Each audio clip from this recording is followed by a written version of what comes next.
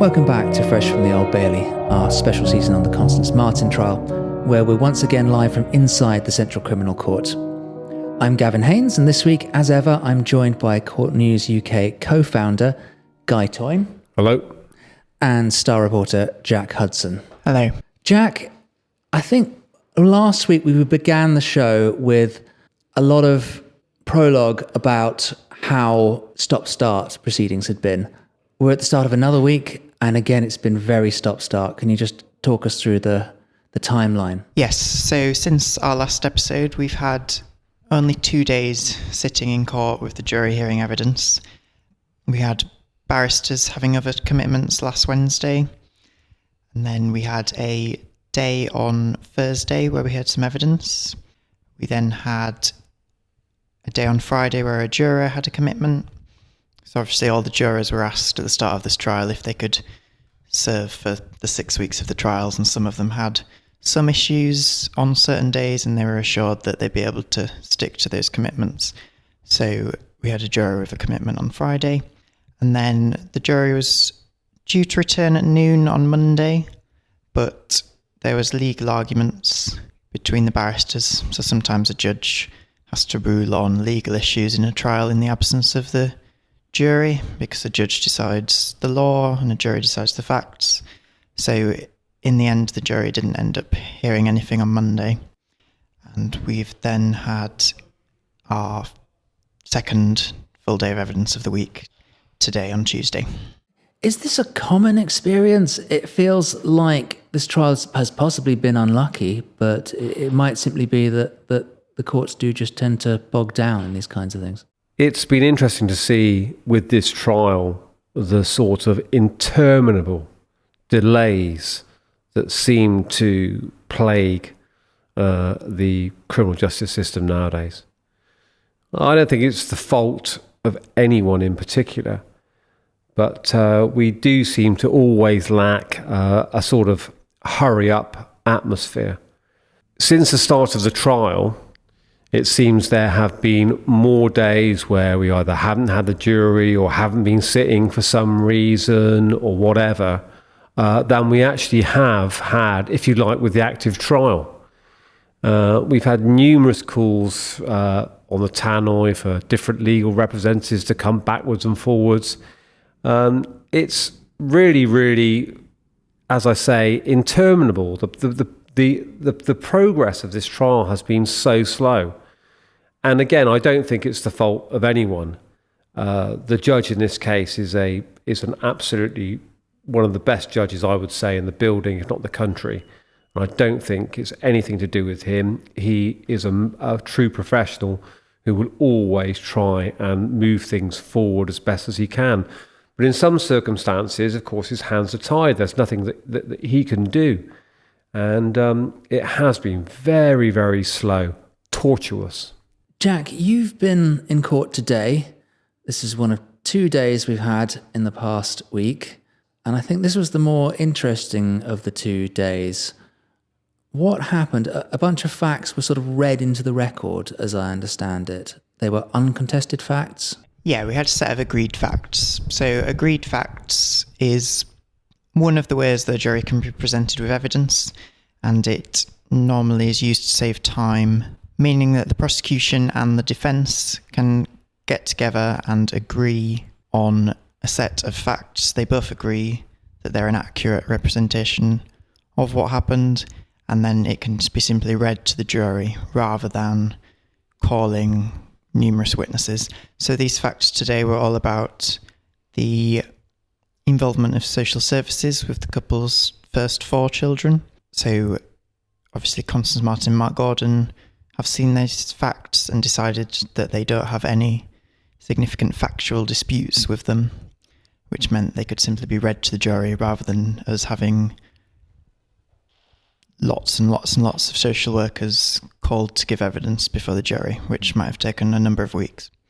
Right, so what we're getting here is a kind of a composite picture of their child-rearing skills, if you will, which is relevant because that's part of what the case hinges on. So in terms of what we heard, what kinds of parents did they appear to be? What did we learn?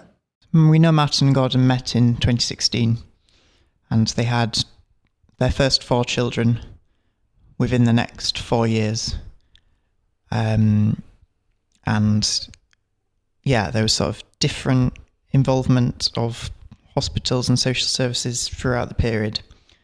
So in 2017, Martin arrived at our hospital, pregnant with her first child, and concerns were raised because she was 6 months into her pregnancy and she hadn't had any kind of antenatal care. And then she left that hospital and they sort of didn't have any more contact with health services until they turned up in Wales at a hospital. Martin gives the name Isabella O'Brien, Gordon gives the name James Amir, and they claim to be Irish travellers fleeing domestic abuse, and she gives birth to her child in that hospital, still using her Irish accent. And then after the birth, it's eventually discovered that who they are because of that previous hospital visit that she'd made. Okay, so just on that, why is she giving this false name? Do we have any further data as to that? Yeah, so she explains to the staff that she'd read on the internet that if you claim to be a traveller who is fleeing domestic abuse, then you are giving social housing. And they were actually living basically on the streets or in woodland in a tent at that point. So she said that she had left the area she'd come from to get away from her family, that they'd come to Wales, but they were having problems with the homeless community in Wales, that they were living in a tent in a wooded area, and she thought that she could get social housing if she pretended to be an Irish traveller fleeing domestic abuse. It is not disputed that they were living in a tent in Wales. No, they were, and the social worker eventually visited the tent with Martin, and it was a sort of a small festival-style tent. So it sounds like a similar description to the tent the couple later camp in with baby Victoria, the tent that she dies in. It sounds like a similar tent to that. It was obviously cold, it was full of bin bags, full of damp clothing, and it was explained to Martin that this was not an appropriate place to have a baby. And she replied that she understood that and she wanted what was best for the baby, but she felt that this was her and Gordon's lifestyle and that they had an alternative lifestyle and they shouldn't be judged for that. Do we know any more about the validity of that statement? I mean, did they have an alternative lifestyle? Is there any evidence as to why they were living in a tent? It seems they've been moving about the country since they met in 2016, and it seems that they don't want to live in a stable address. I guess some of this will come out if they do testify, but it's not come out yet as to whether there was a push or a pull factor. Well, they clearly have certain beliefs about authorities. They don't like authorities. They want to live in a different way. They've said that Gordon described them as naturalists and said that they didn't want any kind of medical intervention with their children. Okay, so it's almost a pseudo-spiritual state of affairs. And what happens after that point? Because is the child then taken away from them? What is the next step on that trail of social work? Not immediately, no. So the first thing that happens is that Martin and that child are placed in a mother and child placement. So Martin and the child go to live with a foster family in their house. And there are some concerns raised there. It's an extraordinary state of affairs, whichever view you take, that this couple, who we've heard in 2 months shortly before the death of Victoria, had access to, I think it was around £48,000 And yet, in the preceding years, they'd been living as hobos, apparently, in a tent, in a camper van. Gordon says that this was an alternative lifestyle that they lived. And I think he said to one of the social workers that they shouldn't be prejudiced against it. But whichever way you look at it, to have 4 children, and a 5th indeed, in those circumstances, is a strange state of affairs to the ordinary person, I would imagine, especially if one of the couple has access to a certain amount of money. And I'm sure that couldn't be disputed one way or the other by the barristers of the 2 defendants. The evidence of the social worker, who we cannot name in this case, really does form the key issue for the jury to decide. Because according to the social worker, he told Martin of the dangers of falling asleep with a baby on you, on top of you. So these are from the agreed facts, which means that the defence don't dispute that this conversation took place. Martin was told that falling asleep with a baby on you poses significant risks due to the potential for suffocation, overheating, and what he described as positional asphyxia. Now, we know in this case, the jury have heard that Martin claims that she woke up one morning and basically the baby was dead. And she said, "I think I may have been on top of her." Now, of course, no one will suggest in this case that she is doing anything intentionally. However, we do have this evidence where she was warned of the potential risks. And according to the social worker, he said this, sleeping with the baby in this position, increases the risk of sudden infant death syndrome or accidental suffocation. And it was explained to her that babies are more delicate and vulnerable, and their airways can become easily blocked when placed in certain positions, especially if they are sleeping on an adult's chest. Now, according to this statement, Martin expressed her commitment there and then to not causing the child any harm and promised to adhere to her advice. Now, this, of course, is one of the previous children. It's not Victoria. We're talking about a conversation here which took place in 2017. But she was told then that the baby must be placed in a Moses basket for sleep, rather than falling asleep on her chest. And this, in fact, was not only raised once, according to the social worker, it was raised twice. The concern that Martin would fall asleep with the child on her. So this is, as I say, one of the key areas of the prosecution case, is that the prosecution are attempting to prove negligence, to prove the case of manslaughter. And here we have a social worker giving explicit advice as to how the baby should be treated. And it's a question for the jury to decide, did she ignore that advice or not?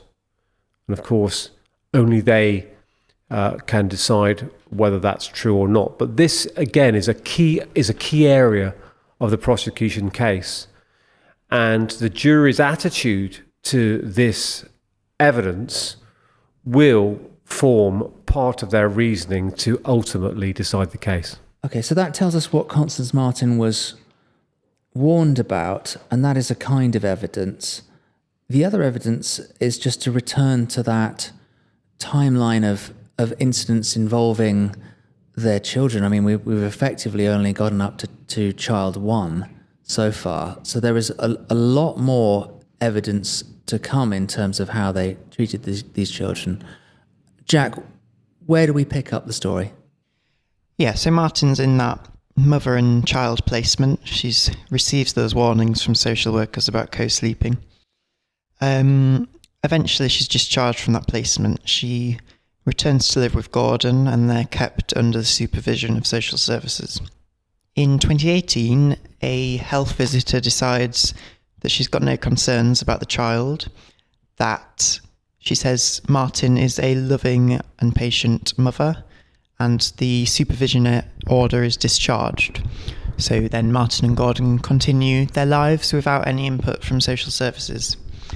Until, in 2019, Martin's father, Napier Marten, makes an application for wardship of their now 2 children, because they gave birth to another child before this happened. So he makes an application to become the ward of the children, and that sets off social services engagement again.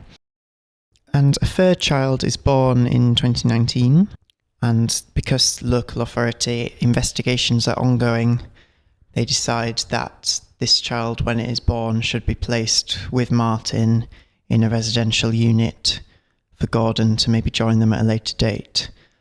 But when that child is born, Marten refuses to go into this residential unit with the child, and so a separation order is made and the child is taken into the care of the authorities.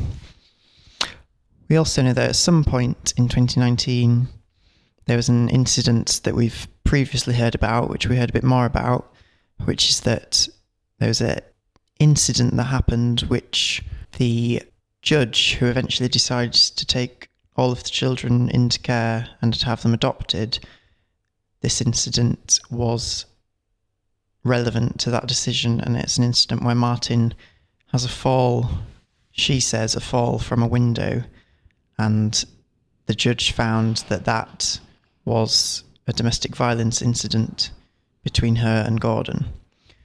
So that also happened around that time in 2019. So at that point, they've got 3 children. 1 has been taken into care. They're all subject to ongoing court proceedings. And then we have in 2021, a social worker comes to Martin's door for an unscheduled visit, and Marten answers the door, heavily pregnant, immediately tries to shut the door, tries to hide her belly, and then tells the social worker she doesn't want her there. She doesn't want social services to be draconian and take away her children, and she refuses to cooperate with that social worker. Okay, so she has a door by this point, so she's no longer living in a tent. There were so many moving pieces here. So her father, Napier Marten, has applied for this order, and it has not been granted, or it has been granted, or it's sort of still processing its way through the courts. It's ongoing, yes. He applies for it in 2019, and then sort of after that, social services and the local authorities start their own investigation into the couple. And she's pregnant with a 4th child. And what happens to that 4th child then? Yeah, so they do go to a hospital for the birth of child 4. Marten gives birth in the hospital with Gordon there. And then sort of sometime after the birth, when they're still in the hospital, Marten and Gordon say that they want to attend a hearing about their other children in court. And they're told by nurses that they're not ready to be discharged, that the baby's not ready to be discharged. And they're offered a video link for the court proceedings. But they say they want to go, they want to attend this court hearing. And they're told that they shouldn't be leaving their child, that they need to care for their child, not the nurses who have other things to do. And they're told that if they do leave, it will be taken on their record as abandonment of their child, and that they may not be able to return because we're in 2021 and there was COVID concerns. So they do leave and go and attend this court hearing. And Martin tries to return the next day, and she's told to take a COVID test, and she refuses to take a COVID test, so she's not allowed back in to see the child. So then there's a period where the couple are having supervised, so the children are in care and there's ongoing court proceedings, and the couple are having supervised sessions visiting their children. And then in February 2021, a judge orders that the 4 children should be adopted. The judge says that the arrangements put into place by the parents fell well below what a reasonable parent would be expected to provide, and makes those findings about the domestic violence incident, said that the children may be at risk of further violence between the parents, and says that Martina had at one point tried to discharge herself from a hospital at a time that would put her unborn baby at risk. And the judge sort of remarks on the sort of sadness of the situation, because she talks about the supervised visits that the couple had, and says that when they were there, when they visited their children, they seemed like loving parents. They would always bring them gifts. There was an occasion where Gordon planted a seed for each of the family members in the back garden. And they seemed like there was the beginnings of a loving family there. But they were also completely inconsistent with when they attended the visits. And there was a period of 3 months where they didn't attend any of the visits, where one of the children was left crying in nursery, saying that mummy and daddy always cancel. So the judge decided that even though there'd been sort of so much love between parent and child at the visits, that didn't fit in with the inconsistency. And because of the other factors, she ruled that these 4 children should be taken into care, which is, of course, the context for the trial that we're now in, and the 5th child, and the going on the run to avoid that child, which they must have inevitably believed would also be taken into care. So we've heard that she was living in a tent and in another more secure locale with a front door that she could shut. But in the background of all of this, she does have money. There is this £48,000. And I gather last Thursday we heard some evidence about her financial background. Yes, so the bulk of the other day that we've had in court this week, last Thursday, was financial evidence relating to Miss Marten. So we had one of the police team who'd looked into her finances and bank accounts, and they found that she was the beneficiary of a significant family trust. So that was a trust that was administered by trustees at Hawes Private Bank, which is on the Strand in London, and it's the oldest private bank in the UK, and I think the 4th oldest private bank in the world. So it's quite a prestigious bank. It's been owned by generations of the same family since it was created. And we basically heard that between September 2022 and January 23, which is sort of the lead up to the couple going on the run, and at some point during that is the birth of this child, she was paid £47,800 paid into her account.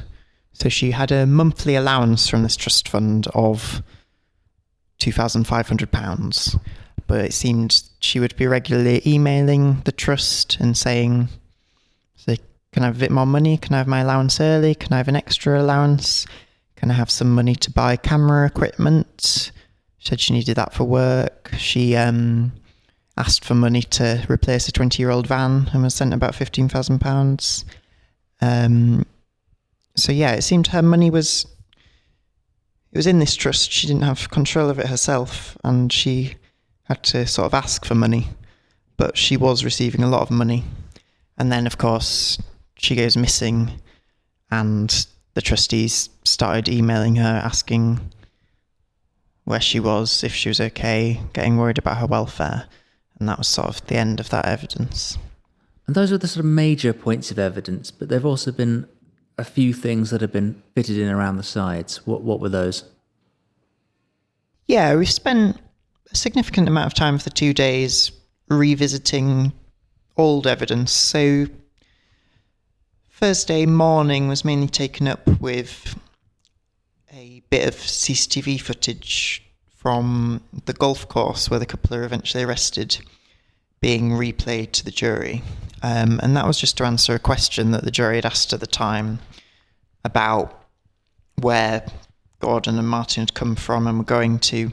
So they just wanted to see more footage, because obviously there's loads of CCTV that the police officers have cut down to show the most important bits, and the jury wanted to see more there. And then today we had a clip replayed from when the defendants were in London with the baby in a German doner kebab restaurant in East Ham. And it was John Femiola, who's representing Gordon, who wanted that replayed to the jury. And he basically wanted to suggest that the baby was being breastfed in that clip. And he sort of put that to the police officer, who said that she wasn't sure if that's what was happening, but she could see that the baby was wrapped in a blanket and being patted. So that's the point he wanted to make to the jury on that. And then we had a clip replayed again from the Hollingbury golf course when the defendants were sort of rifling through the bins there. And that was requested by Frances Fitzgibbon, representing Martin. And he wanted to suggest that the police officer had been wrong when she said that Gordon could be seen with a mobile phone in that footage. He wanted to suggest that it was actually something out of the bins that had a reflection on it, because obviously it may be relevant whether or not the couple had a phone. He said there was no phone found in their final belongings at the allotment, but that we obviously know Martin said to the police that she may have had a phone at some point. So I imagine that goes to the issue of whether they could have called emergency services after the child's death. We've heard the bulk of the state's evidence. There's now a question, I believe, as to whether the duo, the defendants, will testify on their own behalf. And if not, then we might even be proceeding to closing arguments. Guy Toyne, do you know anything more about whether that will be the case?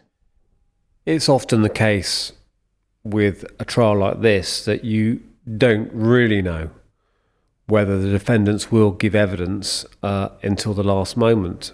Sometimes, for whatever reason, barristers do not disclose whether they are going to put their client in the witness box. But if I was going to gamble, I think it would be safe to put a few bob on the fact that both the Martin and Gordon will give evidence. I think there are many questions that will be asked of them. And I suspect in this case, given the way they have presented themselves as a couple through this case, rather than it being a question of one blaming the other, I think that they will be able to rely on a degree of support for each other as well. And I think that they will give evidence, and they will give evidence, if you like, on a joint front.